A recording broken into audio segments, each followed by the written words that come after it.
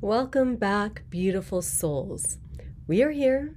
We are here. All manner of good things will come to us now. Whether you're joining me here on YouTube or listening through the podcast, I am truly grateful you are here. This is my temple, meaning your temple, our temple.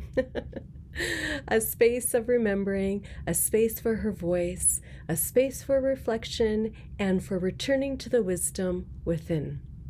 These teachings were first shared in my yurt, a space the sisters have lovingly named it Yurt. I'm going to Yurt. I love that. I don't know, it makes me chuckle every time. And this series is simply an extension of the same spirit. A place where the feminine voice is welcomed home.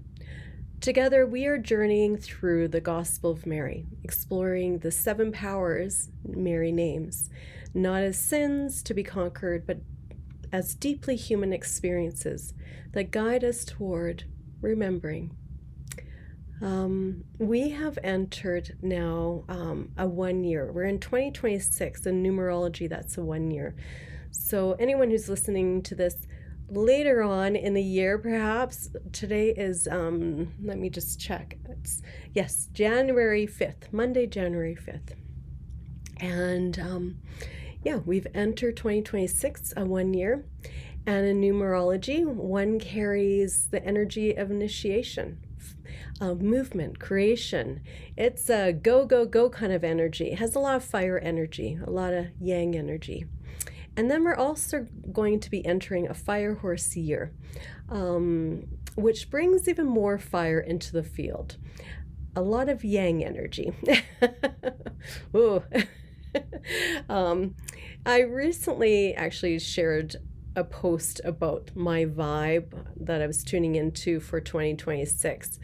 And the image that kept coming up for me, and I was chatting with my daughter about this because we're both Harry Potter people, is that in the final scene of Harry Potter, part 2, there's Voldemort and Harry and the 2 wands meeting and the energy colliding.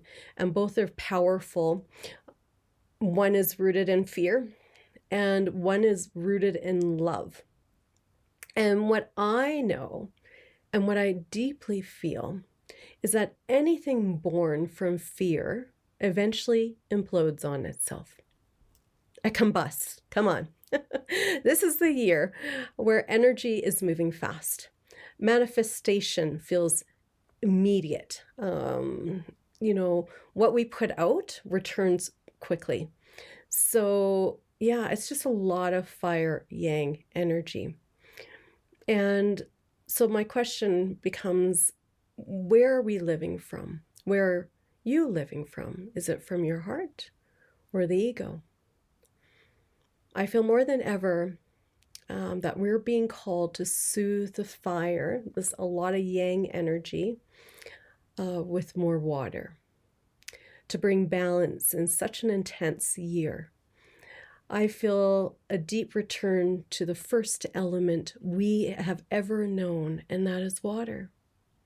The water of the womb, the first country we ever lived in. We are being called toward more yin energy, more ease, more gentleness, to soften this intensity, to become like the grandmother, steady, calm, wise, firm when needed, but always loving. Yesterday, much of where I live, like in the Calgary area, and maybe a lot of Alberta, was covered in hoarfrost. And it's beautiful. It's quite stunning. It's like the trees are just pure white and crystals and everything's glistening. And hoarfrost, some call it the frozen breath. It also carries the energy of ancient wisdom. For me, it has a lot of Kaliak energy, the winter goddess. And to me, this felt like another clear message. Pause. Pause. Breathe. Invite flow back into your life.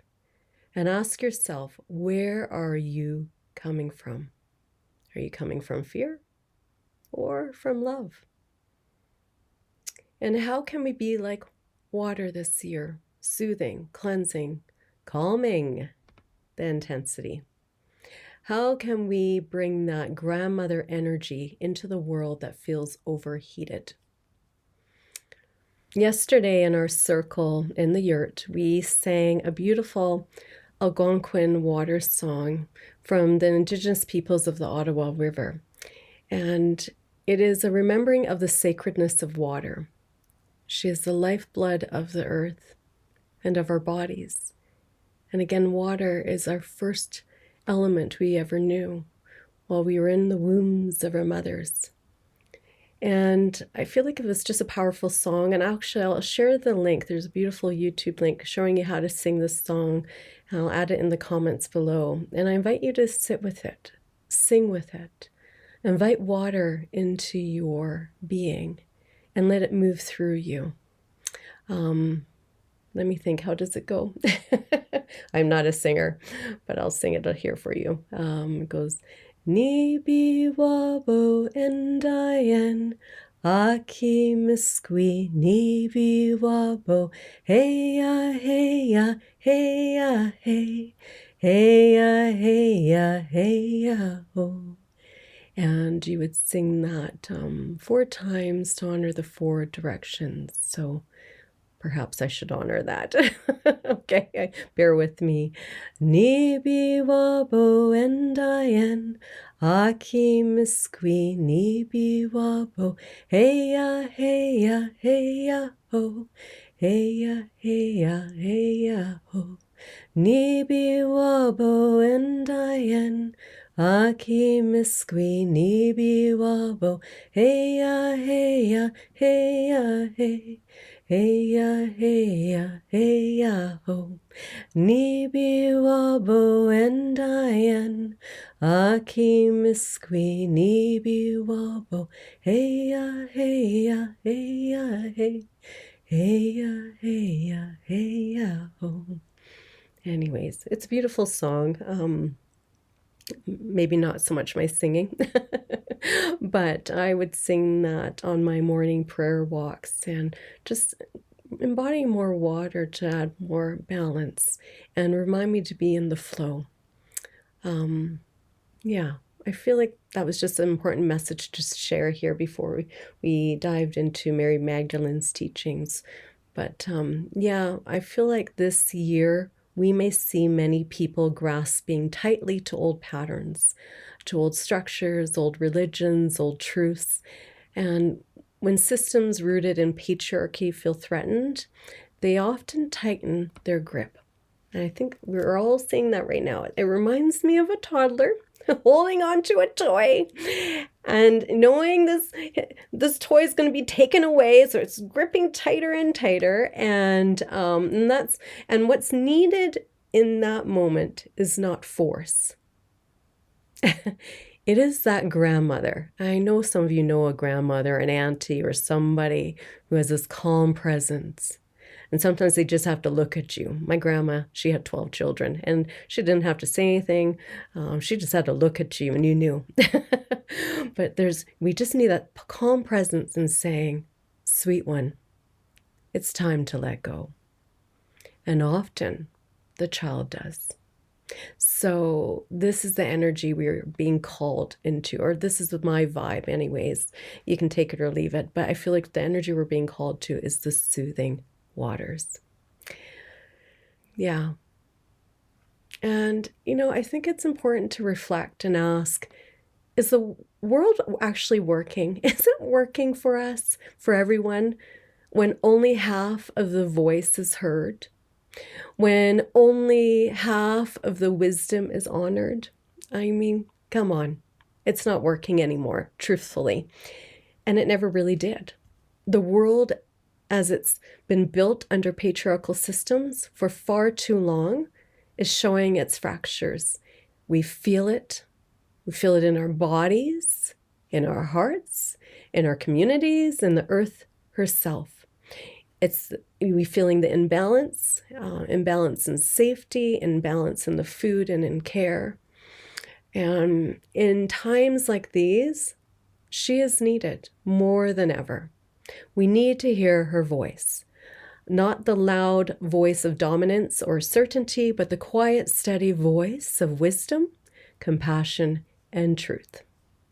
So we gather to remember her, to let her waters move through us again.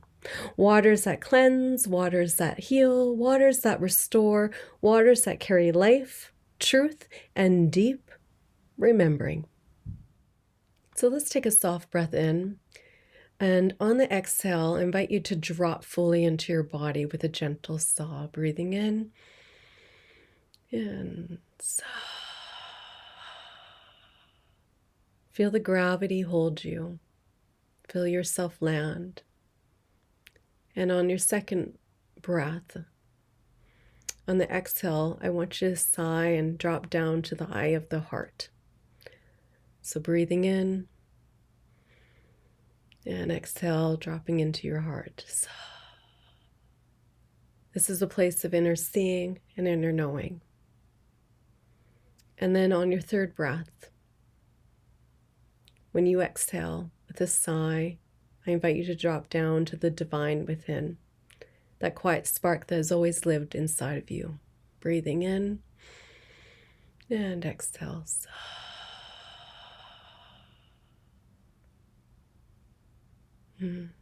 Now from this place, I invite you to envision a circle forming around you. This is your cane of remembrance. Draw not outside of you, but from within you. See it expand gently to include every soul in your home, in your space, a soft sphere of light, of protection and truth. And into this circle, invite the elements that guide us. Air, the breath that clears the mind and brings clarity. Fire, the flame of courage, passion, and right action. Water, the tides of intuition, compassion, and emotional truth. And earth, the grounding strength that steadies our steps. Feel these elements take their place around your circle. Not something we call in, but something we remember that is already here. Feel them settle. Feel your circle strengthen. And I invite you to place your hand on your heart and simply breathe.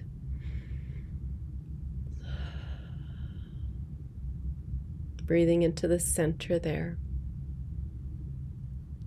And softly repeat after me. I honor the temple within. I honor the temple within. I honor the temple within. The circle is cast. The cane is open. You are held. And we are ready to begin. So let's begin where the Gospel of Mary begins. Actually, I thought it'd be nice to do a recap for anyone who is just joining us here for the first time. And, I feel it's important that we repeat things. Repetition is master of all skill. And this is important knowledge and wisdom to remember. And so let's go back to Mary. Because Mary Magdalene has been misunderstood, misinterpreted, and intentionally distorted for nearly 2,000 years. And when we misunderstand her, we misunderstand the teachings. So, who Mary Magdalene was not. Let us be very clear. Mary Magdalene was not a prostitute. She was not a repentant fallen woman. She was not a symbol of sexual sin.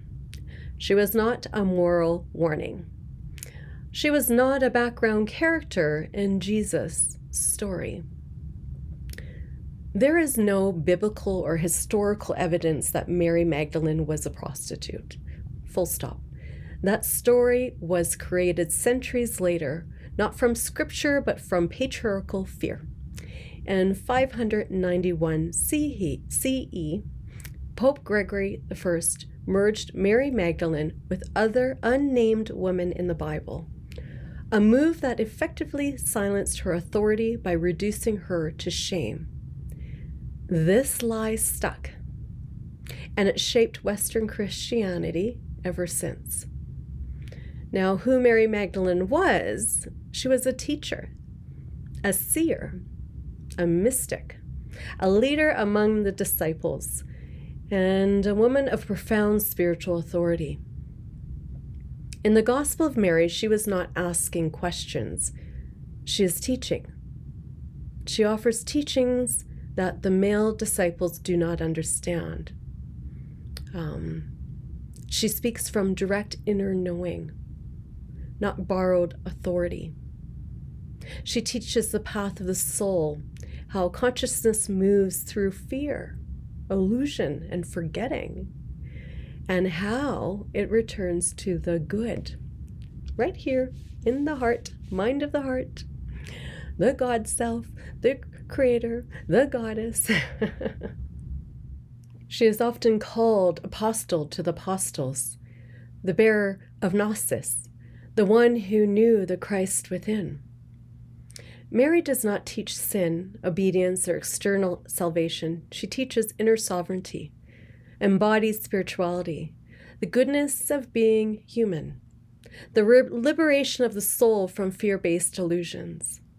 And her most radical statement, there's no such thing as sin. Meaning, the body is not wrong, desire is not wrong, emotion is not wrong, being human is not wrong.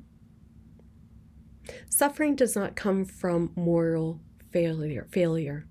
It comes from forgetting who we are. And Mary was dangerous because she taught without hierarchy. She bypassed institutions. She trusted inner authority.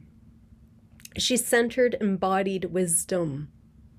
She revealed that God, creator, whatever you want to call it, is not outside of us, but it is within us.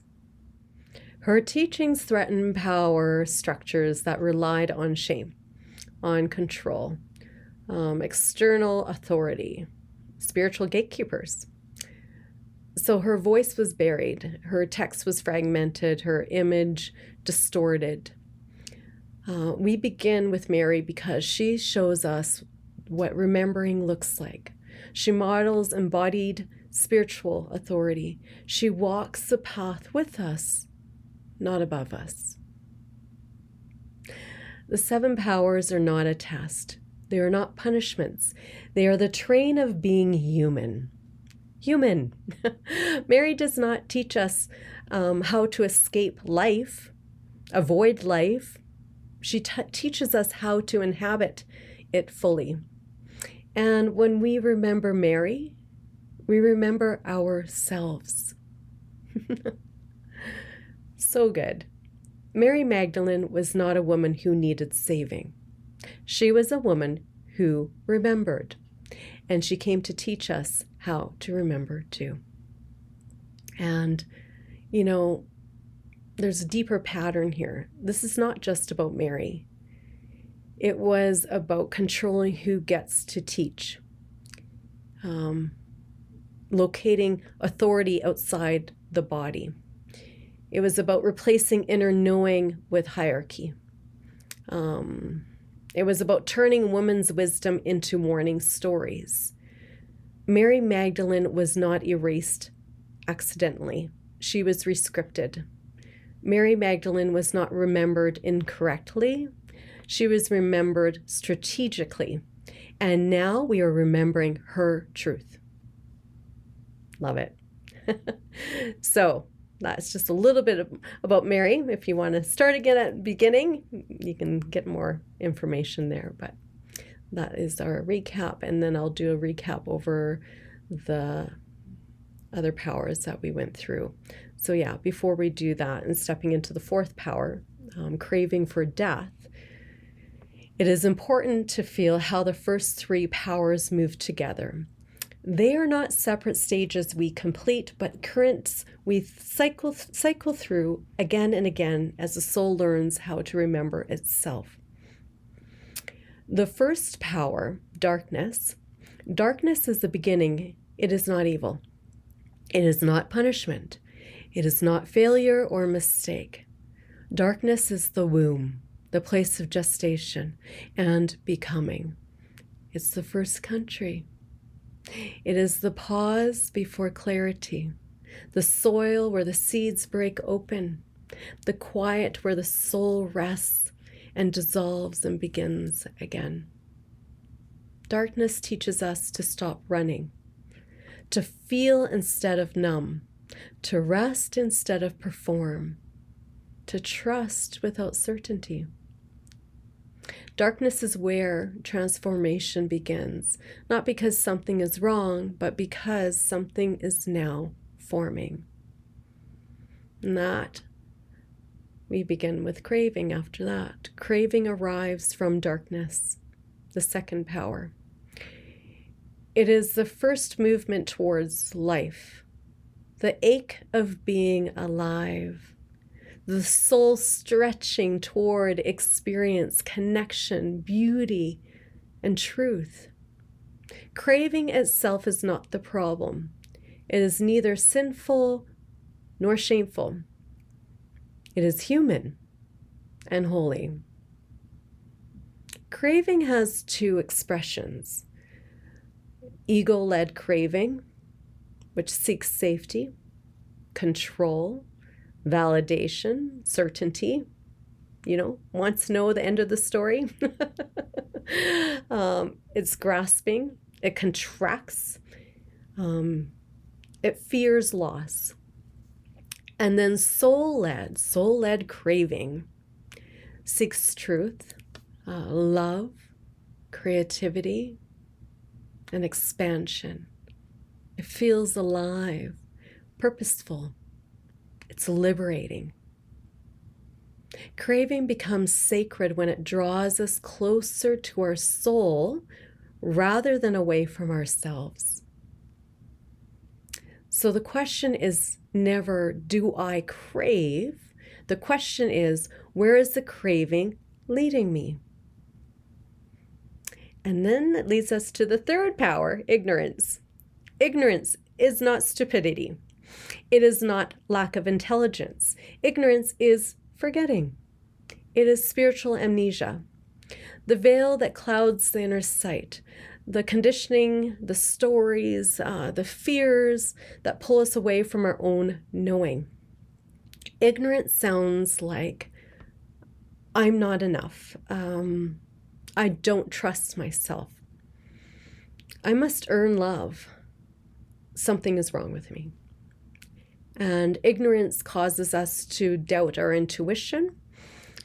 It causes us to turn away from our bodies, to outsource our authority, forget our inherent goodness. And yet ignorance is not an enemy. It is the moment before remembering, the pause before awakening, the place where the soul begins to whisper, there is more. When ignorance is brought into awareness, it becomes a teacher, revealing where we have abandoned ourselves and inviting us back home.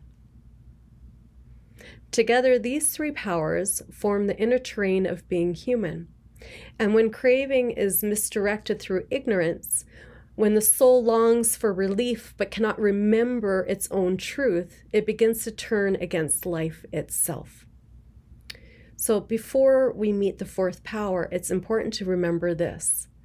The powers do not appear randomly. They flow from one another, like inner weather systems of the soul. They arise because we are human. We are human. So yeah, that's a good reminder. We are human. And that's the whole point. Now, that brings us to the next threshold, the fourth power, craving for death. Craving for death is not a desire to die.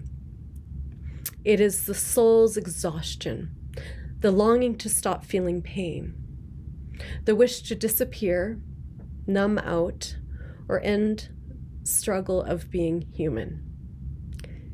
It can arise when darkness is feared instead of trusted, when craving becomes distorted, when it's ego-led, when ignorance convinces us there is no way through it. Craving for death is not a failure of the soul.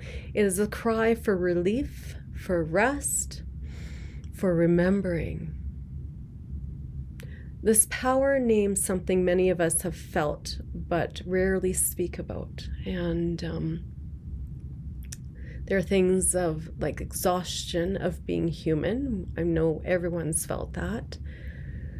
The desire to stop struggling, the longing for numbness, for escape or disappearance, the quiet wish to not feel this anymore. It is not failure, and it is not weakness. It is the soul's response to prolonged forgetting. Yeah. Breathe that in and breathe that out. In the Mary Magdalene revealed, the power is understood as a moment when the ego becomes fully identified with the body, with the personality, when it identifies with the wounds and the story, forgetting the soul entirely. And it can look like when it's in that space of forgetfulness and connected to ego, it can look like excess and overindulgence, compulsive behaviors, addictions, addictions to substances, to busyness, drama. Come on, we all love the drama. Control.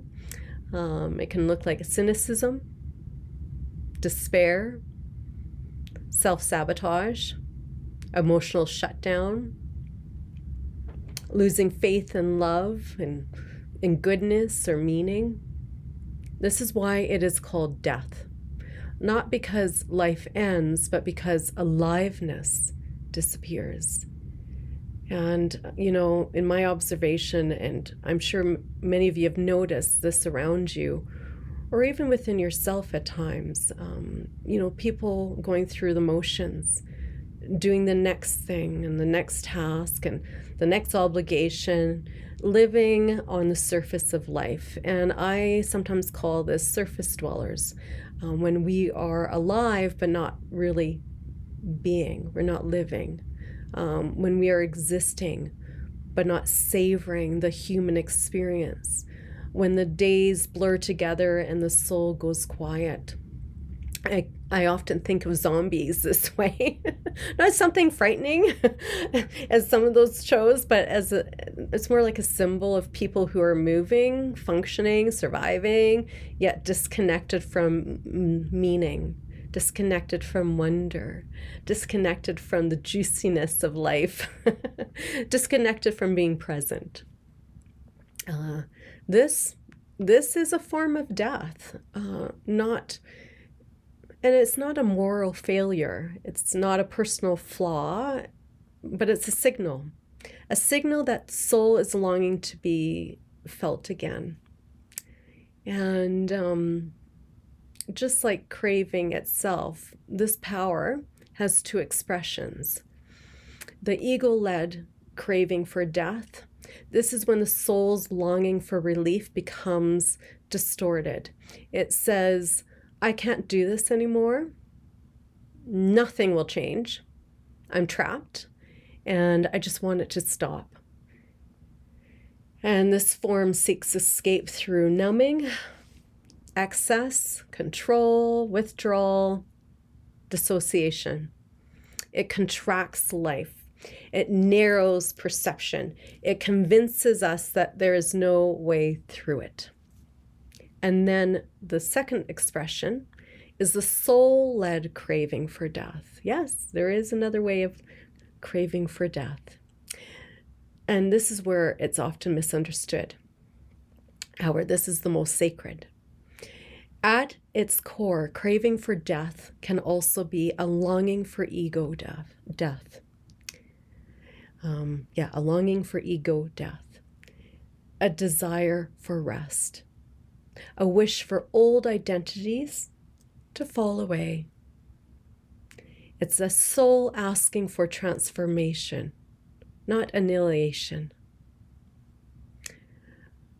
Yeah, this expression whispers, I don't want this life anymore, but I do want life differently.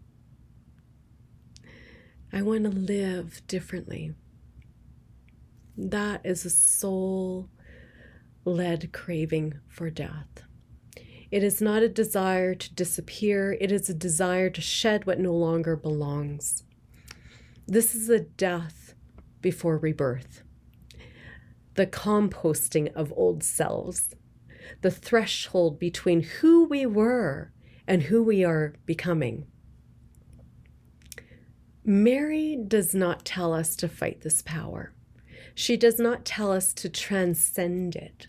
She does not shame it. She teaches recognition. The soul passes through this power by remembering. Remembering, I am more than this moment. I am not my exhaustion. I am not my forgetting. I am still connected to the good. Liberation does not come through effort. It comes through gentle remembrance. And this is why I love these teachings so deeply. I have, for myself, I've always believed that the soul knows its own truth. When sisters gather with me in circle, we are not here to change each other's truth. We are not here to tell you what is right or wrong. We are not here to fix each other.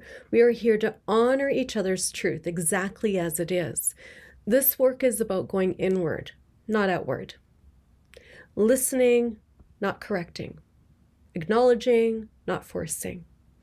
I have learned that healing doesn't have to be complicated. We often make it complicated with rules, with shoulds, with do's and don'ts. And for me, healing begins with one simple, brave act: acknowledgement.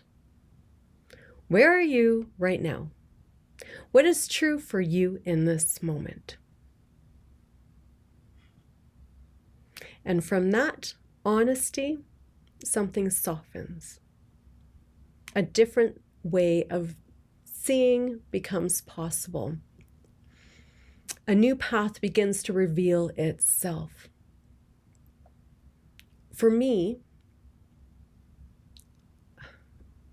healing is simple. As humans, we like to overcomplicate things, and that's okay. That's being human. Healing's not easy. It's often tender, sometimes hard, sometimes very hard, but simple, if that makes sense. Because remembering doesn't require effort. It requires presence. Hope I haven't lost you yet. So yeah, this power matters so deeply. Craving for death shows us where we have lost touch with meaning. Shows us we have been carrying too much alone. Shows us that we have forgotten our belonging. It shows us we need rest, truth, tenderness, or change. This power asks not what's wrong with me, but what part of me is asking to be released. The fourth power does not end the journey. It prepares the soul for surrender. for humility, for reorientation, and a deeper listening. It is the doorway, not the dead end, and Mary walks us through it with compassion and not fear.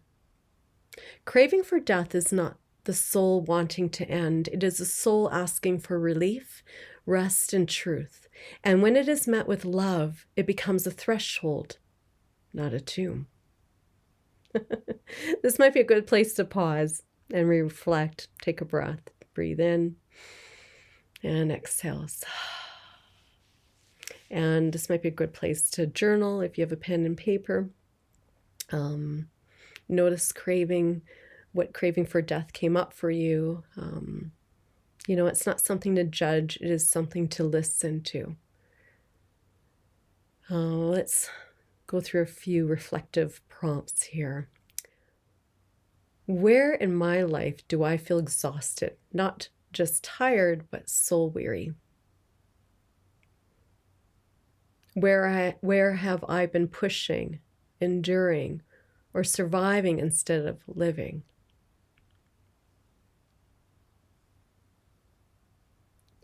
What parts of my life feel numbing, heavy, or joyless? What am I secretly longing to stop or let go of, even if I don't yet know what comes next?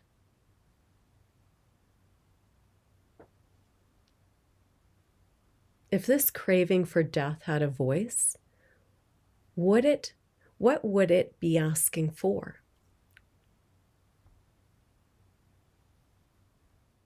And what might be ready to end, not because it failed, but because it has completed its purpose? So maybe pause on those questions, reflect. Your answers don't need to make sense. Just let whatever arise. Simply let the truth land on the page. Bring awareness to your being, your feelings, your emotions. Yeah. Good. I often think about Mary Magdalene, about what it must have been like for her when her world fell apart, when everything she believed in collapsed, when the future she imagined disappeared, when she found herself standing at the tomb. I wonder what that moment felt like for her. Her standing at the tomb where Christ, her beloved, lay, her teacher, her friend. I feel like this moment matters because Mary is not standing there as a triumphant mystic. She is not standing there knowing how it all turns out. She is standing there in grief, in shock, in loss, and in devastation. This is craving for death territory. Not a wish to die, but the ache of, I don't know how to live like this. The life she knew is gone. The future she imagined is gone. The meaning she oriented around has collapsed. And yet, she does not numb. She does not turn away. She does not flee the darkness. She stays. Mary does not escape the tomb. She enters it. And I feel this is profound. Craving for death often arises when the old world has ended and the new one has not yet revealed itself. Mary meets this threshold with presence, and it is there, not in certainty, not in belief, not in dogma, that remembering happens. She becomes the first witness, not because she was chosen, but because she was willing to remain. This is soul-led craving for death, the willingness to let an old life die without abandoning life itself. Mary does not teach resurrection as a spectacle. She teaches resurrection as an inner passage. The Christ she recognizes is not outside her. It is a remembering that arises within her when she does not turn away from grief, despair, or collapse. This is why her gospel teaches the soul ascent through the powers, not around them. Mary shows us craving for death is not the end. It is a moment before a deeper remembering. It is the soul saying, this way of being can no longer hold me. Good. Let's breathe that in and breathe that out. Now, I thought this would be a good point. We end on a visualization, a remembering at a threshold. So if you're driving, this is a great time to pause this and come back to it. All right. So if it feels comfortable for you, gently close your eyes or soften your gaze. And begin by bringing your attention to your breath. Take a slow breath in through your nose and a long, easy breath out through your mouth. Let your shoulders soften. Let your jaw unclench. And allow your body to arrive right here. Now take another gentle breath in. And exhale, releasing any effort. And imagine yourself standing in a quiet threshold. Visualize this threshold. It can be anything from a doorway, a shoreline, a forest edge, or simply a space between two moments.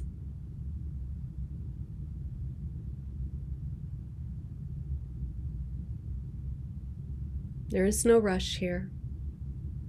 Nothing is demanding your attention. This place is not frightening. It is calm. It is still. This threshold represents something that is ready to end. Old roles you've carried, old stories you've told yourself, old ways of surviving that once helped you, but no longer serve you. You don't need to analyze what this is. Just notice what you are carrying. Feel it in your body, its weight, its texture, its presence.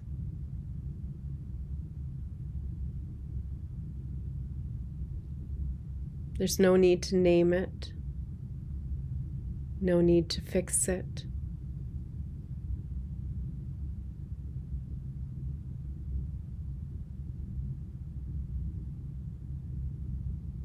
Now imagine, visualize, gently placing that weight down, not throwing it away, not pushing it aside, not judging it, simply setting it down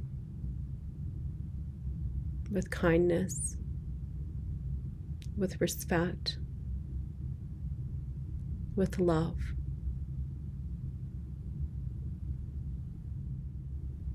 With gratitude for how long it once helped you survive. Notice how your body responds as you do this. Feel your shoulders soften, your breath deepen, your chest open just a little.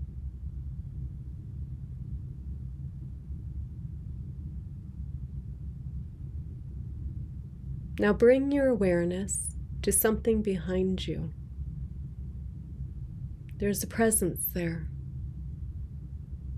not pushing you forward, not pulling you back, just present, steady, patient, unafraid. This is your soul. It has been with you through every season, every loss, every becoming. It does not hurry you. It does not judge where you are.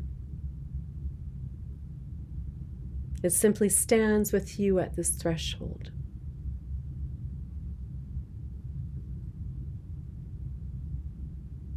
You don't need to do anything. You do not need to decide anything. Just allow yourself to be held in this pause,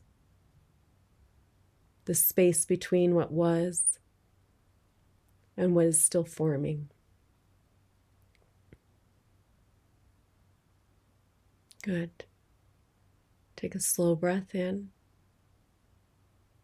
and a gentle breath out. Feel your feet. Feel your breath, your body. And when you're ready, bring your awareness back into your room and open your eyes.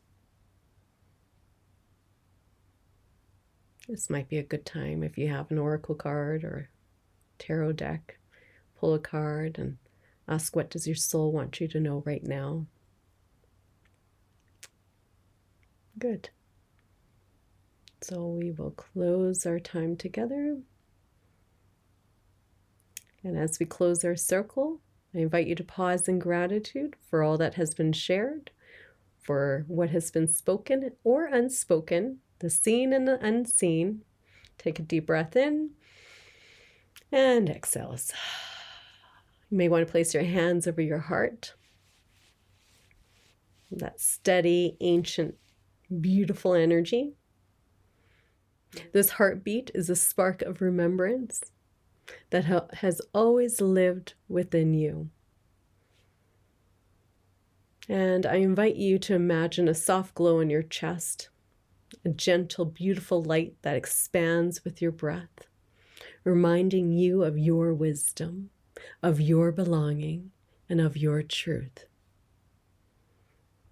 And from this place of fullness, I invite you to gather any prayers, any intentions or hopes you carry, and hold them gently, not with effort, but with rest and trust. And then I invite you on your next exhale, and send them upwards into the heavens, outward into the world, and inward to all the places in need of love, healing, and clarity. So, may these prayers travel where they are needed most. May they ripple outward in compassion and grace. Now with gratitude, we release the elements to the north, earth beneath our feet. Thank you for your steadiness and support. To the west, waters of feeling and release. Thank you for your flow and healing. To the south, fire of life and transformation. Thank you for your warmth and courage. And to the east, breath and wind and wisdom. Thank you for your clarity and new beginnings. Go if you must, stay if you will. We release you now with love. As you rise from our circle, may your path be gently illuminated. May truth meet you with kindness, and may what is ready to fall away do so with grace. And may the wisdom of your heart guide you home.